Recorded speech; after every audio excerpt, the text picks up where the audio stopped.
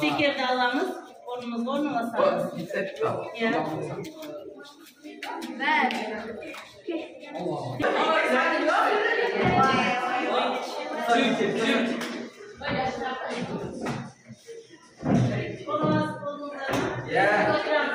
Ötken sabahta niye veririz sizlerge? Reaksiyalar. Reaksiyaların hareketleri var iken?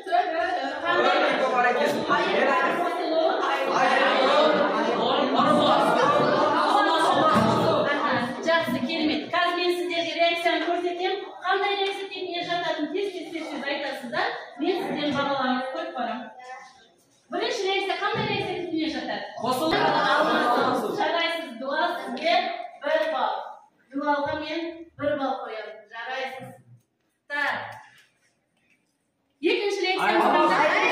Екінші реакциямыз. Құрайын жарып бірінші болып айтты, жарайсыз. Сіздермен өтетін тақырыбым өте маңызды болған, өте қажетті болған, құрылыстарда керек болатын заттар туралы сөйлесеміз. Ол қандай зат болуы? Темір. Ой, неге бірінші темір? Құрылыстар көптеген заттар темірден істелінеді. Бүгін сіздермен металдар жайлы сөйлесеміз. Яғни металдарды оттекпен және сумен әрекеттесіп қалай жүзеге асады? Тақырыпты жазып алыңыз, числоны қоямыз. Металдардың оттекпен және сумен әрекеттесуі. Руслан, сіз баған темір деп бірінші айтқаныңыз үшін сізге тағдыр болып сұраймын. Тақырыпты ашып бергеніңіз үшін. Оқу мақсатымыз кейбір металдар басқаларға қарағанда тотығуы тезірек ұшырайтынын білу. Белсенді металдардың сумен, ыстық сумен, немесе салқын сумен әрекеттесуін сипаттау. Соңғы үшінші оқу мақсатымыз металдар коррозиясын туындауға әсер ететін жағдайларды зерттеу. Енді мені оқу мақсатын қойып алып қояйық. Төмен болады, кейбірлердің жоғары болады. Жарайсыз, кейбір металдардың белсенділігі өте жоғары, кейбірлердікі төмен болады. Енді ең жоғары металдардың қайсыларды айтсақ болады? Мысалы ретінде. Натрийді айтсақ, кальцийді, белсенділігі төмен. Енді келесі бейнематериалға назар аударамыз. Ауада көз шағылыстыратын ақ түсті жалынмен жанады.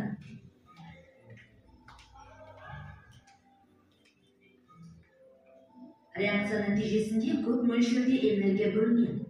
Жылу түрінде энергия бөліп жүретін реакциялар экзотермиялық реакциялар деп аталады. Реакция өнімі магний оксиді деп аталатын магний мен оттектің ақ түсті қосылысы. Мыс жалынның қатысында жанбайды, бірақ ауада жоғары температураға дейін қыздырылған кезде ол қара тұнбамен қапталады. Қара тұнба мыс пен атмосфералық оттектің арасындағы реакция өнімі мыс 2 оксиді болып табылады.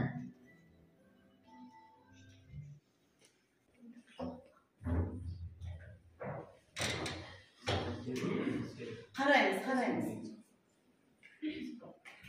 Мұқият қарап тұрамыз. Қандай қазір реакцияның нәтижесінде не болды? Реакция өнімдері не болады? Қарап тұрамыз, қараймыз. Сумен әрекеттесіп атырай бұлар? Иә. Қандай металл? Аны қараңыздар. Не болды? Белгі берді. Калийда от шықты, түзін шықты. Жарайсыздар. Енді белсенділігі ең төмен металдар болса, сондай не көріне ме? Жоқ, ештеңе ол. Рахмет сізге. Енді қараймыз. Натрий секілді аса белсенді металдар оттекпен және ауадағы ылғалмен бірден әрекеттеседі. Сол себепті оларды ауамен әрекеттесуден қорғайтын жанармай секілді сұйықтықтың астында сақтайды. Мырыш, темір немесе мыс секілді белсенділігі төмендеу металдар оттекпен тек жоғары температураларда ғана әрекеттеседі. Бұл металдарды ауада қыздырғанда олардың бетінде оксид қабаты түзіледі. Ақ түсті мырыш оксиді, қоңыр түсті темір 3 оксиді немесе қара түсті мыс 2 оксиді. Бұл реакция бөлме температурасында да жүреді, бірақ оның баяу болатындығы соншалық, өзгерістерді біраз уақыттан кейін ғана байқауға болады. Ауаның қатысында металдың біртіндеп тотығу процесі жалпылай коррозия деп, ал темір жағдайында тат басу деп аталады. Алюминий белсенді металл. Бірақ ол ауада пассивацияға ұшырайды. Яғни тотығудың алдын алатын және металды коррозиядан қорғайтын жұқа берік оксид қабатын түзеді. Алтын мен платина оттекпен мүлдем әрекеттеспейді. Сондықтан алтын зергерлік бұйымдар жасауда кеңінен қолданылады. Ол ешқашан күңгірттенбей, әрқашан тіпті жүздеген жылдардан кейін де әдемі жарқылы мен түсін сақтап қалады. Сіздермен магний немен реакцияға түсті? Видеороликтен көрдіңіздер, оттекпен реакцияға түсті. Магний плюс не болады? Оттек. Оған шығады не? Магний оксиді. Бұл қандай реакция типіне жатады? Қосылу реакция типіне. Теңестіру қажет па? Онға теңестіру. Екі коэффициентін қоямыз. Бұл қандай металға кіреді магнийіміз? Қазір біз сізбен тағы қандай реакцияларды көрдік? Мысалға кальций. Кальцийді сумен әрекеттестірдік, иә? Ненің белгісі? Тот басты. Бұл не үшін тот басты? Не үшін тот басты? Су тигеннен тот басты. Су тигеннен тот басты. Ол жағдай тез жүреді. Қашан тез жүреді? Күзде қыста. Енді қараңыздар, осы жағдайды тездететін бізде нелер бар. Ояқтікі аз, біздікі жоғары болады. Не үшін? Бізде күз ысты көп жағар болмайды, соңғы шөл аймақтардан басқанбыз. Ал ол жақта теңіз бар, жаңбыр көп жауады, ылғалдылық көп. Ояқта тоңу бола ма? Қар көп жауады, тоңады, тұзу болады, иә? Енді машиналарға не әсері бар? Біздің машиналар жаңбыр келмеген, постоянно жаңбырда тұра берген соң зейін асып тоқтасып кетеді. Татпасы коррозия. Татпасы бізде егер темірлеріміз татпасатын болса, оны коррозияға ұшырады деп айтамыз. Енді сол коррозияны тездететін бізде элементтеріміз бар. Қай элемент деп ойлайсыз? Тездететін. Кім айтады? Айтқан адамға екі балл. Тұзды су. Жарайсыз, молодец. Бізде сыдық методымызға 2 балл береміз. Жарайсыз. Аталған темір үш оксидін түзеді. Татпасу реакциясы натрий хлориді тұзының қатысында үдей түседі. Мұны тұзды теңіз суының әсеріне ұшырайтын порт құрылғылары мен кемелерді жасағанда ескерген жөн. Қыс кезінде мұз тайғақтың алдын алу үшін көшелерге тұз себіледі. Ал тұз машиналар мен көпір құрылыстарының коррозиясын айтадай жылдамдатады. Тат сондай-ақ суға салынған металдарда да түзіледі. Себебі егер сұрақтарыңыз болса, беріңіздер. Тапсырма орындаймыз. Әрбір топқа тапсырманы берген кезде әрбір топ өзі ақылдасып шешеді. Бір шешімді белгілеп қояды. Ол дұрыс па, дұрыс емес пе, бір адам соған түсініктеме береді. Мен бағалап барамын.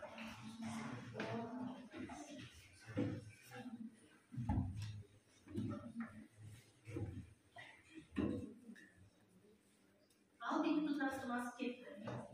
Әрбір топ өзі жұмыс жасайды. Тотығуға тезірек ұшырайтын металл. Кім болған болса сынас болды деп жауап берсе болады. Жарайсыз, Руслан? Тотығуға тезірек ұшырайтын металл ол натрий.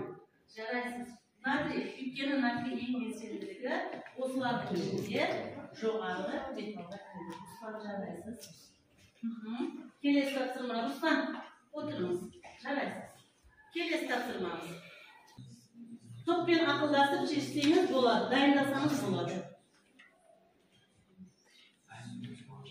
Металдардың қайсысы тек ыстық сумен немесе суық бумен әрекеттесетін, қайсысы суық сумен де белсенді әрекеттесетін сипаттаңыз деді. Басқа топтаршы. Қайсы? Алюминий. Апа, мен айтайыншы. Металдардың қайсы тек жауапты көреміз.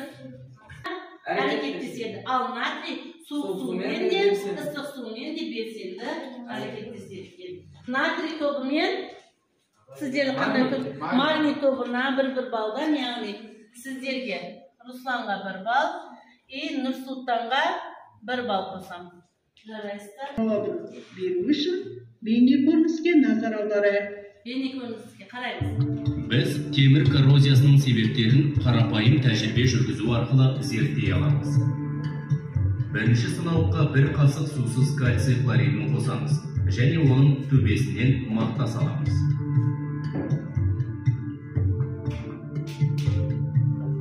Содан соң ішіне бірнеше темір шеге салып, сынауытты тығынмен жабамыз. Екінші сынауытқа бірнеше шеге салып, оны қайнату арқылы құрамындағы оттек шығарылып тасталған сумен толтырамыз. Жауып тастаймыз. Енді үшінші сынауытқа бірнеше шеге саламыз және оған жартылай су құямыз да ауамен әрекеттесуге мүмкіндік беріп, аузын ашық қалдырамыз.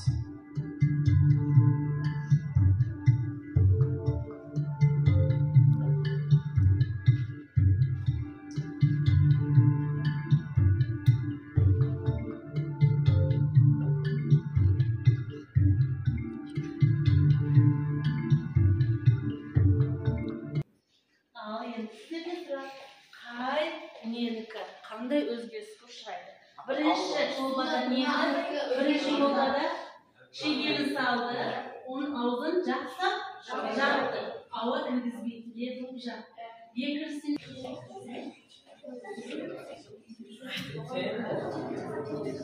қайсысы дұрыс? Қараңыздар. Сұрақ берілді. Бірінші мақта ауа қатынасы. Нұрсұлтанда бірінші болды, жарайсыздар.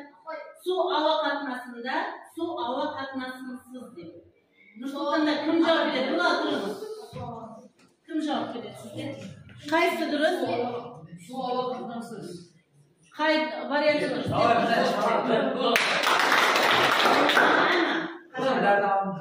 Су ауа қатынасынсыз деп тұрсыз ба сіз? Б жауап дұрыс деді. Сіздер? Су ауа қатынасында. Қай жауап? Ә жауап. Сіздер? Су ауа қатынасы. Топтарыңыз натрий тобы шатасты. Бізде жауап берді қазір. Русланның тобы жауап берді. И кальций тобыға бір жауап. Кальций тобыдан кім бар? Қазір ең соңында сіздер бүгінгі қорытынды айтып келсек, бүгінгі сабақта кейбір металдар басқаларға қарағанда тотығу тезірек ұшырайтындығын білдіңіздер ме? Белсенді металдардың салқын сумен, ыстық су немесе бумен әрекеттесу сипаттарыңыздар ма? Металдар коррозиясын туындатуға әсер ететін жағдайларды зерттедіңіздер ме? Жарайсыздар. Онда қазір мен сіздерге қалған тапсырмаларды кітаппен, яғни реакция теңдеулерімен жұмыс жасаймыз. Орнына нені қоямыз? Химиялық элементтерді қоямыз. Фаритейлік химиялық элементті қоямыз. Не істейміз? Реакцияларды жалғастырамыз, теңестіреміз. Ол қандай реакция типіне жататынын табамыз. Тестті орындаймыз. Бірінші болған тест оқушыны тексереміз. Тексереміз, қараймыз. Кальцийге оттекті қосып кальций оксидін шығарды. Теңестірді ма дұрыс? Дұрыс теңестірді ма қараймыз? Бірінші есепте. Емді дұрыс болды, дұрыс па? Келесі пляж төртке.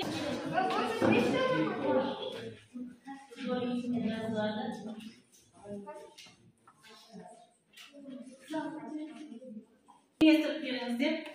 Сіздерді теңестіріп. Осы жерге үстіне жазсаңыздар жазылады ғой. Мынаның соңына жеткізіп теңестіріп беріңіздер. Тестте дұрыстаймыз. Жазылады. Молодец, біреуін болды. Екіншісі. Сіздер? Екі болды. Қараңыз, қанша әлемей? Ділмұратова Севараға 6 балл қойдым. Кабмучанов Асатбек, Мұратарабек Ұлыбек 9 балл, жарайсыз. Рахимова Рысалат 6 балл. Сыдықметов Абдуқадыр 6 балл. Тұрғынбеков Руслан 10 балл. Тұрсынбай беріңіздер, тесттер. Топпен жазуға да болады. Екеуіңіз бір жазуға да болады. Кері байланысты жазамыз. Бүгінгі сабақ бойынша не түсіндіңіз, не түсінбедіңіз? Жазып беріңіз. 10 балл алғанға 3 салют атайықшы. Тұрғынбек Руслан екеумізде. 3 салют атамыз.